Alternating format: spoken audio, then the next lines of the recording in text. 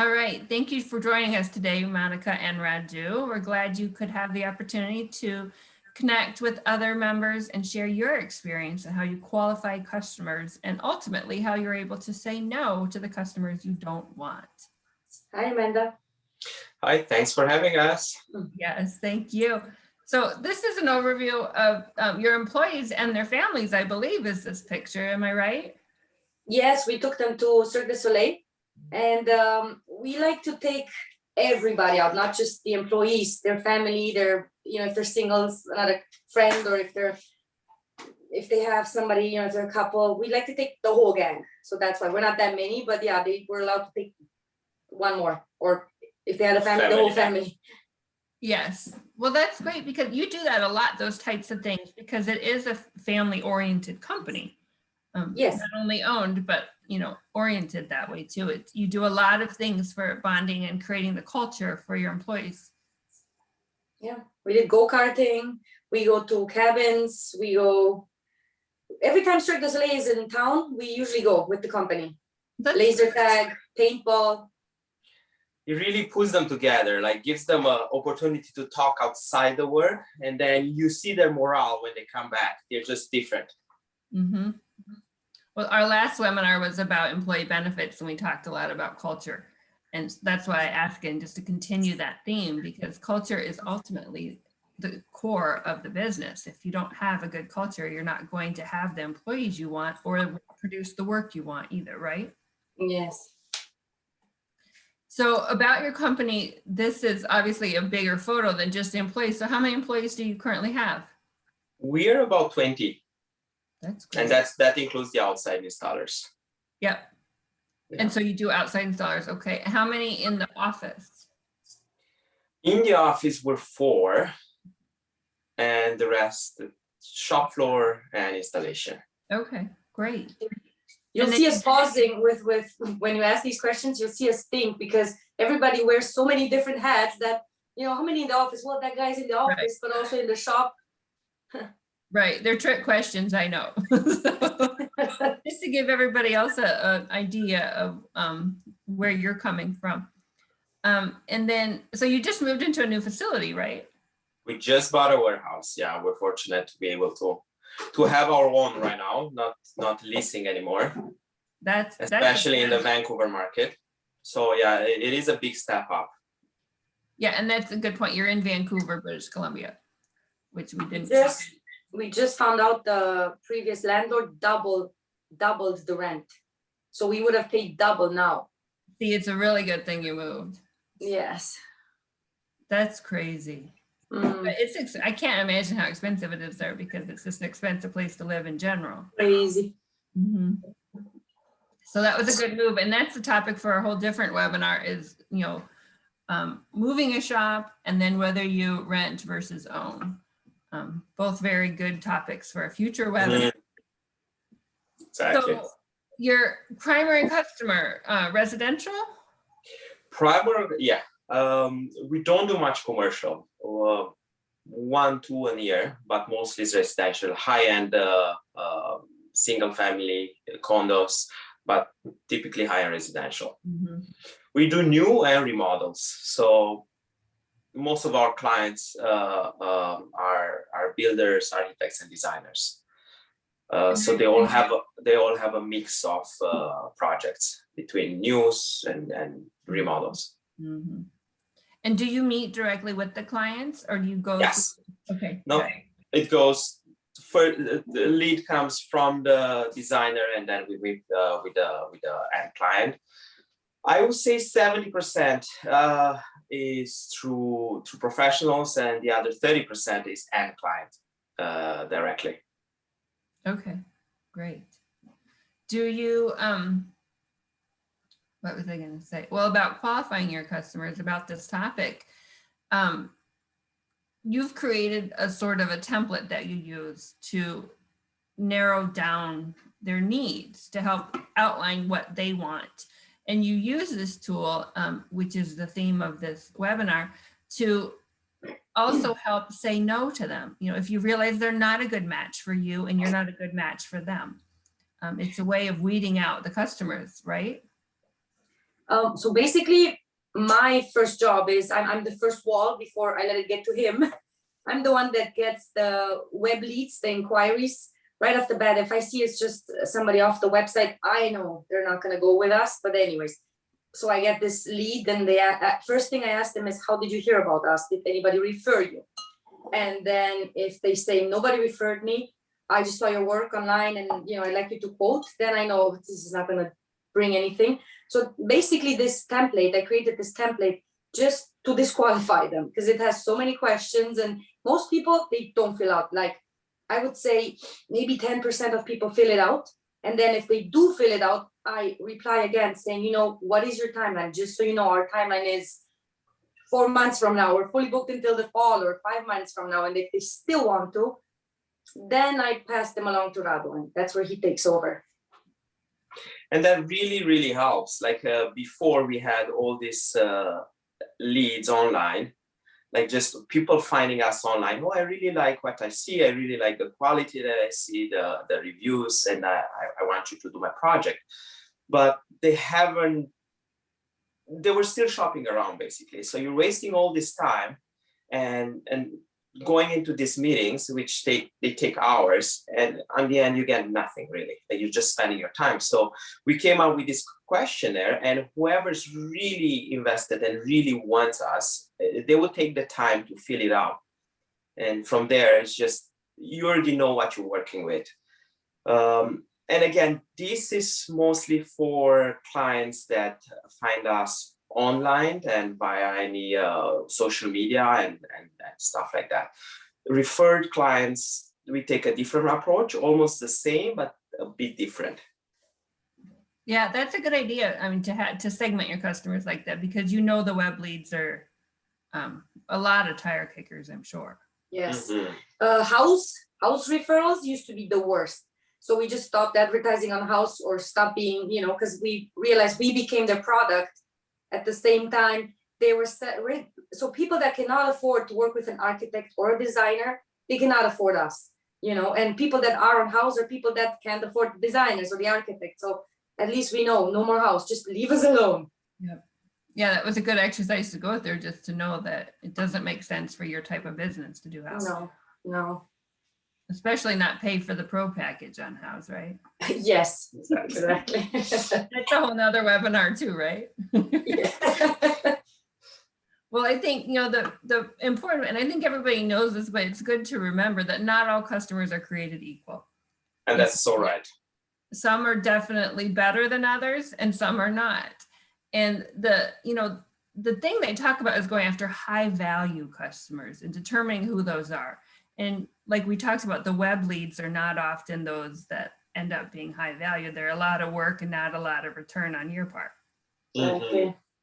But learning that and deciphering that is hard. True. It took us a while.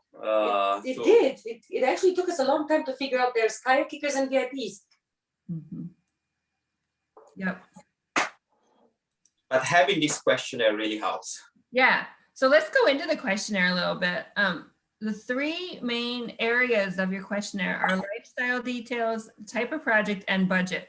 And we know budget is the most important, but you kind of have to ask it last. If they get that far, even in the questionnaire. But even before you ask about lifestyle details, some of your questions, your first question is, what is the main reason you're changing your kitchen? And we're assuming we're going to talk about a kitchen project this time, just to keep it the easiest. And that's what this is designed for, particularly because your name is Sofo Kitchens. But you do cabinetry in every room in the home. Yeah. Not catering. Everybody in my kids' school thinks we do catering, and that's okay. Of course they do. Yeah, we do a lot of millwork paneling and intricate built-ins. So yeah. Well, some of your Diamond Awards have been the fireplace paneling, and those are beautiful. Yeah. Bathrooms, and you do a lot of every room in the home, and you get those projects, as I understand too, from doing the kitchen. And then one of the questions at the end of the survey is, do you have any other storage needs throughout your home? And I think that's brilliant, and we'll go into that later, but to actually get more work and make it a bigger project for you. Yes. That's a pretty good marketing tactic. So the main reason you're changing your kitchen is the first question. And that's a very important question. Because some people just have extra money. Some people want change. There's a lot of reasons. And what kind of response? Some people just want the reface or refinish. So, okay, that's good to know. Yeah, that first question's a huge disqualifier. Exactly. Exactly, yeah. Mm-hmm. Mm-hmm. Yeah, and some people haven't thought about it, I think. Mm-hmm. Or a growing family, or there's so many Mm-hmm. motives people want to change the kitchen, but that really gives me a baseline, and it helps me in this disqualification process, really, because you realize somebody who wants to change it for look versus somebody who's changing it because the kitchen is too old and it's falling apart. They look at their budgets in a different way. Mm-hmm. As people that really need it and people that want it, and they'll pay differently. Sure. Okay, let's go right into lifestyle details. That leads us into that. So you talk about that, you give them options to help them with their thought process, because I think that's a lot of what this questionnaire is it helps them think about what they need, because again, they might not know. Exactly, and it helps if the job goes forward. It really helps the entire process and gives them what they really want, because this makes them, like you said, makes them think at all the steps and all the from functionality to look to everything else. Yeah. So the options are on the screen. I'll just quickly read through them. Pleasing to the eye, efficient, balanced, and budget conscious. And we don't ask, I mean, you do kind of ask the budget here. You say my budget is, but it's more of you go into detail with the price range later on. And I like that, because I think that's a huge disqualifier. Your starting point is high enough that some people who are really more IKEA type customers are going to go, what? This is how much cabinets cost? I wish we could put something in there to ask what type of appliances are you gonna use? Because if it's all Sub-Zero and Wolf, their budget. No. Yeah. Exactly. Well, and that's not a bad question. That's a really good question, because that's a lifestyle detail too. What type? That's something to add for sure. There are 3 different ranges of appliances too, and that would be a really good disqualifier. We keep saying disqualifier instead of qualifier. But that's what it is. Especially in our market where we at right now, it's just busy. COVID helped the industry, really. Our industry. Sure. Everyone's, I think, across the country, it's been that way, because people are spending more times in their homes. So they're starting to look at things and realize, you know what, we should update that. And I think people have, as strange as it is, the people, they say they're making less money through COVID because some people aren't able to work and that sort of thing. But they have more money because they're not spending it on things like going out, entertainment, and that sort of thing. Exactly. And the interest rates are so low that that's what we found. We are completely directly tied to the interest rate. If the interest rate goes up, that's when we're slow. Yep. The interest rates here are very low too, but they're saying they're going to go up again soon. So yeah, we'll see. We'll see. So that's the overview of those questions. And then the next question, continuing on lifestyle, is more about their cooking style. And you ask how many people are in your family, what are the age of the kids? These are all very important questions. The height of the cook, who does the primary cooking, the hand of the cook. And then it goes into things about, what do you want in your kitchen? You want an eating area, separate dining room? Do you want both? How many people need to sit at the table, an island? You really go into a lot of detail. And then about entertaining, that's a huge question, because for a lot of people, the kitchen is the center of the home, even when they're entertaining.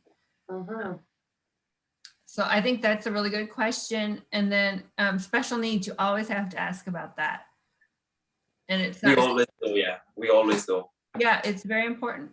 And then the activities, what happens in your kitchen? Is it homework, paying bills, watching TV? Do you do crafts?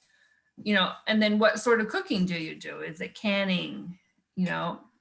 you know, what it's really important, all the different things that happen in a kitchen, and you've thought of a lot of them on your survey. I think it's really good. And we will provide a copy of this to everyone to download afterwards.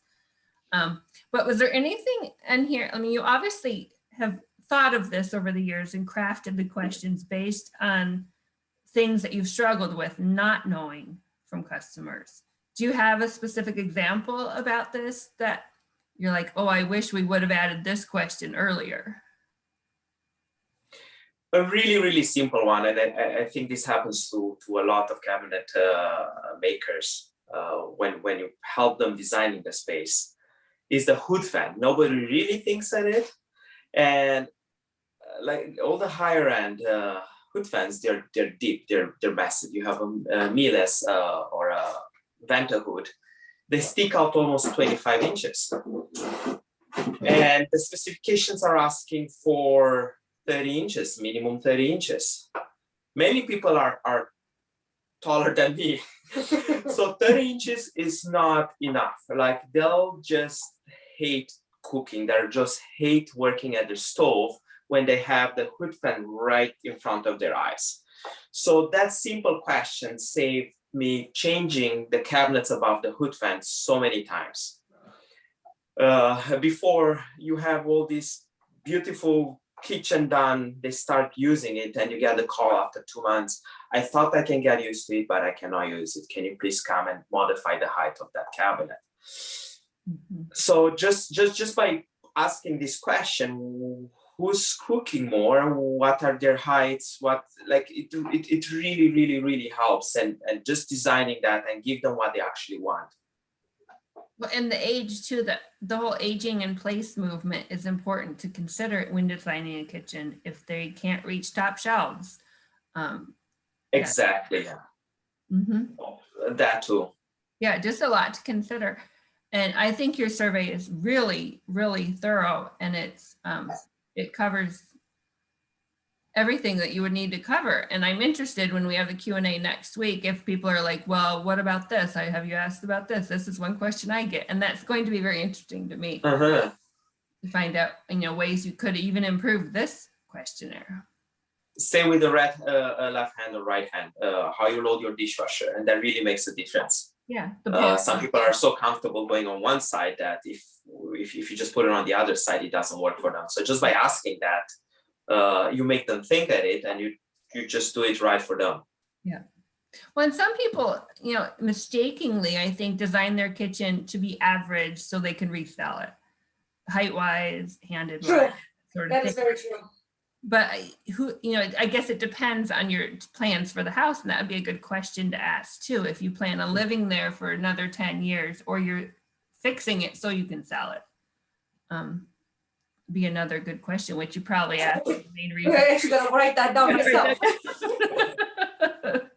But it would come up with what is the main reason you're changing your kitchen. Exactly. Because we want this to be our forever home, or we're gonna sell it next month. Just flipping it, yeah. Yeah. So that gets into the type of project, that section of your questionnaire. And new construction or remodel is huge, and that the new construction would obviously be, hopefully they're going to stay there for a while, so you can customize it a lot. Remodel, need to ask more questions. The time frame I've found is a huge disqualifier among other members, because the first time when they say, yeah, I'm 3 weeks out, you're like, well, we're 3 months out, and they're going to go somewhere else if they're that urgent. And that's the easy way to qualify them over budget. When the issue is really budget, and you don't want to tell them that. And then the installation, whether they plan to do it themselves or professional, it's good to know how hands-on they are and how much they want to be involved in the project, right? Exactly, yeah. Yeah.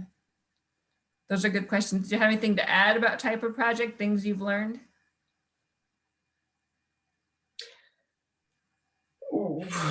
When it comes to installation, we usually, if they say they want to buy it and install them themselves, I don't bother anymore. So that's a big disqualifier right there.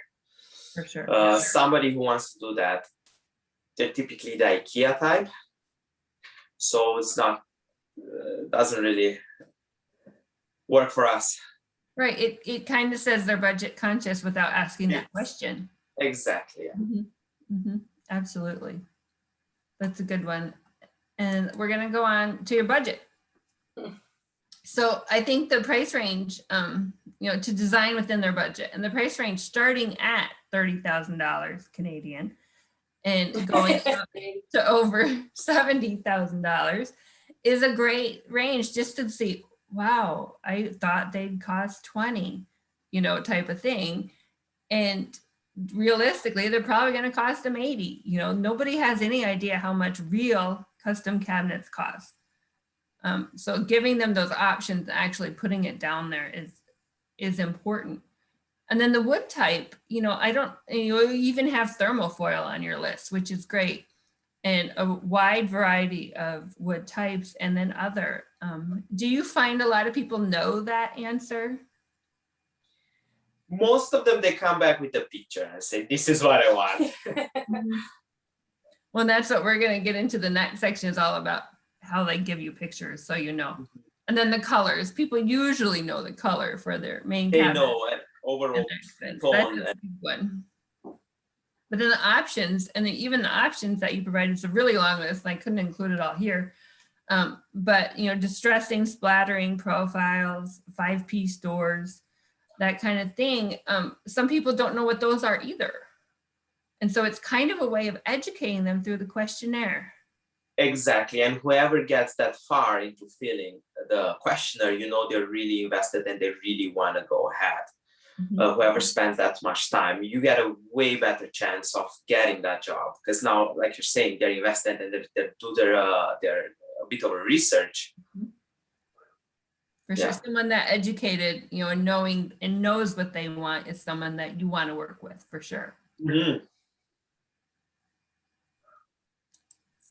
So then style, this is where we get into the pictures, where the pictures are valuable, because you can say these 3 different styles and people might not actually know what they mean. No. Again, it's an education thing. And so then you show them pictures even in your questionnaire, which I think is really important, so that they can say, okay, I thought I was contemporary, but it looks like I'm really transitional, And I get that a lot. Yeah. I want ultra modern, and then you show them the pictures, like, no, that's too cold. Yeah. It's like, okay, so we go to transitional. So it's a good one, and you describe them and you show pictures, and I think that's really important. And you're educating, again, the customer, potential customer, through your questionnaire. So I like that. And then, that reminds me, another question that you ask is, are you working with a designer? Or did you have someone else do your plan? You asked that at the beginning of the survey. And we always ask that. Yeah, and the question is basically, did you like it? Because you want to know how particular they are. Exactly, yeah. So pictures here with style are the most important part. And then the wish list. So, other things they want. Storage space is huge. Organization needs. Collectibles, people want to display things. Wine glasses, fine china, whatever. And then other rooms in the house. This is where you go into what other rooms do you have storage needs that you need? And I think that's such a great sales tool. Have you gotten a lot of bigger jobs because of that question? Yeah, they start with something and then they're like, oh, so you can do this, and they just realize it's more price conscious to do it. No, that's the wrong wording. It's pretty much cheaper for them to do everything at once, or you just show it that way. Yeah, that's what I was getting at, is that it's cheaper for you to do more stuff for them at once, and more profitable for you to do more stuff at once. Exactly. Yeah, that's great. Let's see what my next. And this helps a lot if the job moves forward. Many shops are really frustrated with you get to the drawing stage, all the back and forth on revisions.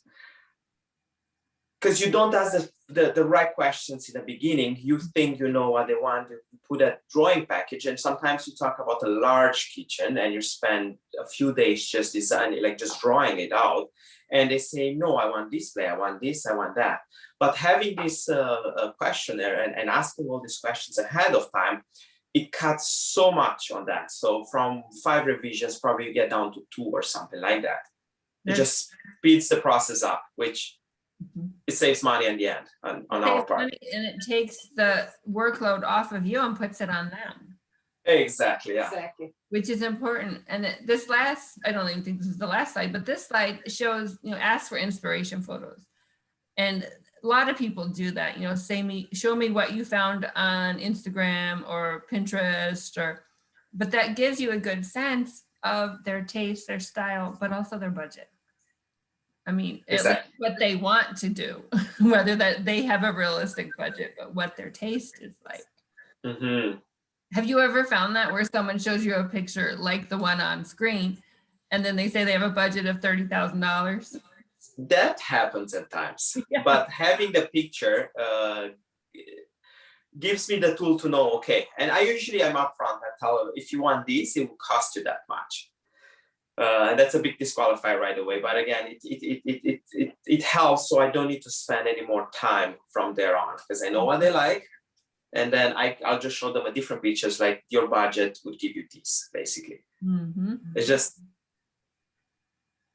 Now, do you, the last slide, don't be afraid to say no. And what is your process for saying no to somebody? Do you give them a referral to another competitor or how do you handle that?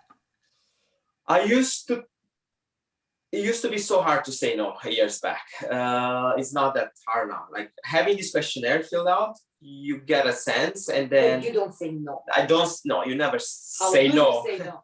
Exactly. How do you say no? How do you say no? Either giving them really high budgets or long timelines. Right. And most of them then say, okay, thank you. I want to finish it in 3 months. I don't have 5 months, 6 months to wait for cabinetry. Or just give them a high budget and they realize it's not in their budget. But we're in this situation right now, actually. There's this lady. I gave her, he gave her a I gave her a long lead time. He basically told her it's gonna be higher end price. She got so offended that we were scared she's gonna start giving us bad reviews here and there. So we said, okay, we can meet.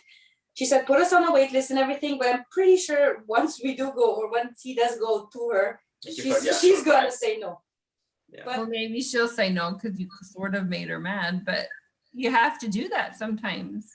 Sometimes, yeah. This is the first client like that in But in the imagine US. what she'd be like to work with if you have to work with her. Exactly, yeah. Yeah. And that's why you have to say no. And that is a big problem for all cabinet shops, especially smaller shops, because they know they can do everything and they want to do everything. And you never know necessarily your pipeline isn't as strong for everybody, Exactly. especially during downtimes. Mhm. yeah, But a difficult project, A, you could lose money on it, and B, you could lose hair on it. So it's not worth it. I learned that it's not worth it anymore. but we so. don't actually say no. You say no in a nice way. So typically it's either budget or a long timeline. Mhm. What if you get someone that says, okay, that's fine with me, and you don't want to work with them? Exactly, and that's the situation we're in right now. We still made the appointment, and he's still gonna go, but So if the time doesn't work and they're willing to wait, then the budget is gonna scare them off. And if that doesn't scare them off, then I make sure I price it enough so it covers all the extra time or extra headache I'll get with that kind of clients. We call that a PITA price. ITA. pain in the ass. Some people Yeah, sometimes you just have to. You just have to, or you lose money. I have a line item for that. It's just extra difficult person. I'm gonna put this in there. And then you make it worth your while. If she Exactly. pays the PITA price. Yeah, exactly. Yep. It's important. Did you have anything else that you wanted to cover at this time? Now, next week will be the live Q&A where everyone else can ask you questions, not just me. But was there anything else you thought of as we were talking that you wanted to make sure people understood about this disqualifying process? Again, it might not be for everyone but in the time we're right now, where there's so much work out there, and especially for smaller shops, you don't want to waste your time meeting people and end of the day not getting anything, because then you cannot take care of your actual clients. You cannot be in the shop just cutting those cabinets. So I really think for us, this was a really powerful tool, just disqualification, and allows me to concentrate on the actual clients rather than chasing potential clients and spending my time on that. That's a really good method, because it takes the ownership essentially off of you, and the workload off of you, and puts it on the customer, like we said before, where you're like, here, the ball's in your court, you do the work for me. But Exactly. it's a process for them. It's an educational process for them. And that's big too. Like I mentioned before, if they decide to go ahead, this really helps me get into their mind and gives them the opportunity to learn about cabinetry, because most of them, they haven't done a renovation. Most of them, they haven't built a house, and this is new for them too. So this really helps them know and just fine tune what they want, what they like, and gets them their mind going on different ways of figuring out what they want, basically. Right. Yeah, it's a great process to educate them and encourage them to do more research. Yes. Exactly. Yeah. Agreed. Well, I want to thank you for joining us. Would you like to keep these short so people can get back to work? But awesome. Appreciate your time, and we'll touch more next week, and we'll get into the questions that other people may have. Great. We'll talk with you next week. Thank you so much, Amanda.